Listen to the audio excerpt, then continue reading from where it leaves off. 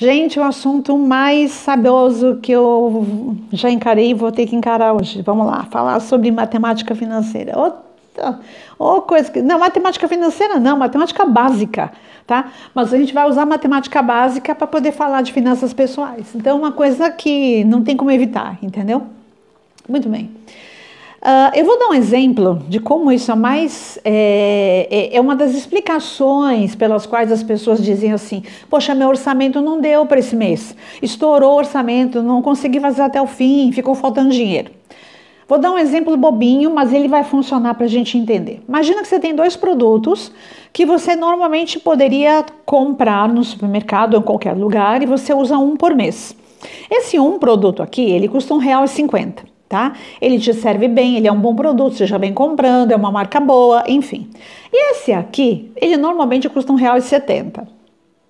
Mas ele está numa promoção que se você comprar 3, ele vai sair a R$1,50, ou seja, o mesmo preço desse, desde que você compre 3 produtos, tá? Ok? Beleza? Será que é uma boa eu fazer essa troca? Eu vou ter que analisar um pouquinho. Por exemplo, será que o meu orçamento comporta eu comprar 3? Ah, mas nos próximos meses eu não vou precisar comprar. Tá bom, mas nesse mês agora, tá? Pensa assim, eu tenho R$30 para fazer minha compra. Então, R$1,50, ele corresponde o quê? A 5% desse meu orçamento. Enquanto que aqui eu vou ter que comprar 3, então vai sair R$4,50, são 15% do meu orçamento. E eu tenho outras coisas para comprar. Então você entende que quando a gente faz isso sem perceber, sem fazer essa análise, essa ponderação de quanto isso representa no orçamento, a gente acaba se iludindo. Mas assim, são valores pequenos, né? Isso não dói, dá para passar. Vamos colocar mais 10 vezes, né? Vamos aumentar em 10 unidades. Agora custa 15 e aqui 3 vai ser 45. Meu orçamento de 300. Continua sendo a mesma proporção. Mas você nota já que, opa, começou a doer um pouquinho mais no bolso.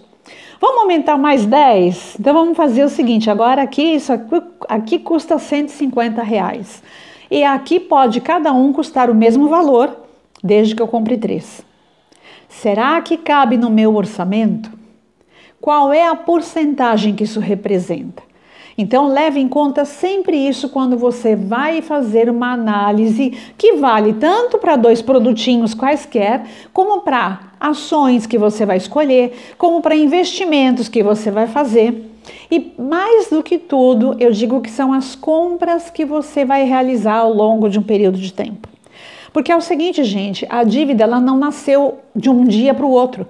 Ela é resultado de uma série de desequilíbrios tempo após tempo.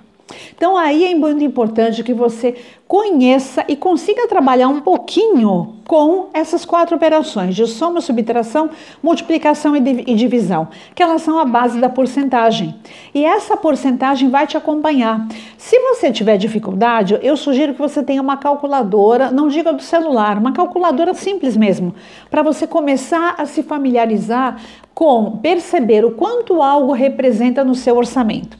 Em diversos treinamentos e empresas que eu dei, eu vi muita gente falando assim: poxa, eu recebi um aumento, mas eu não consigo pagar todas as contas.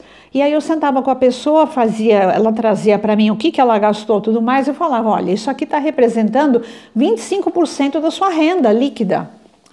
E olha, quando eu falo de renda líquida, gente, é uma outra história para a gente falar um pouquinho mais à frente, mas eu quero que você tenha muita clareza. O dinheiro que você tem não é o seu salário bruto, pelo amor de Deus. É aquilo que já tem os descontos que são de lei, são necessários, e você tem que viver com esse valor e nunca considerando o valor bruto, ok? Muita gente que até tem formação universitária se enrola nessa hora. E eu sentando com a pessoa via claramente que ia ser muito difícil, porque ela estava fazendo uma projeção em cima de um salário bruto e ela não tinha noção que às vezes o que ela gastava de roupa era quase a mesma coisa que ela gastava, por exemplo, com as compras de supermercado da casa dela. E eu não estou nem considerando vale alimentação, nada disso. Ela gastava a mesma quantidade. Mas se ela tem dinheiro para isso, tudo bem. Só que nesse caso, a pessoa tinha uma família e essa família não estava conseguindo se alimentar contento por conta desse consumo de roupas. E a porcentagem que estava sendo gasta com roupas era muito alta. Muitas vezes assim, pessoas que gostam muito de carro. Então elas gastam comprando acessórios para coisas para carro e que por vezes, eu já vi mais de uma, gente que tem que fazer um bico, um extra, não porque ela quer ter uma reserva de emergência, ela quer ter um dinheiro para investir, mas para ela poder comer. Porque ela gastava quase que a totalidade do salário líquido pagando a prestação do carro e algum mimo para o carro, algum charme, uma coisinha ou outra. Ou ela comprou um aparelho de som em 24 vezes para o carro e ela tinha que pagar a parcela todos os meses. Essa pessoa, com certeza, não ponderou quanto que isso representava do ponto de vista de percentual daquela renda que ela faz.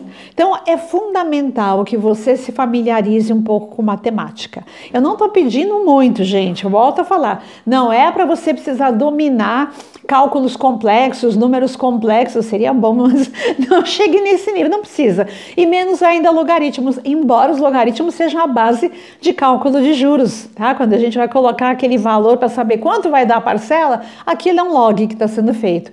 Mas que você já consiga lidar melhor com isso, tire esse medo da matemática, porque ela é que rege todas as relações, né? Inclusive a nossa comunicação é uma comunicação matemática.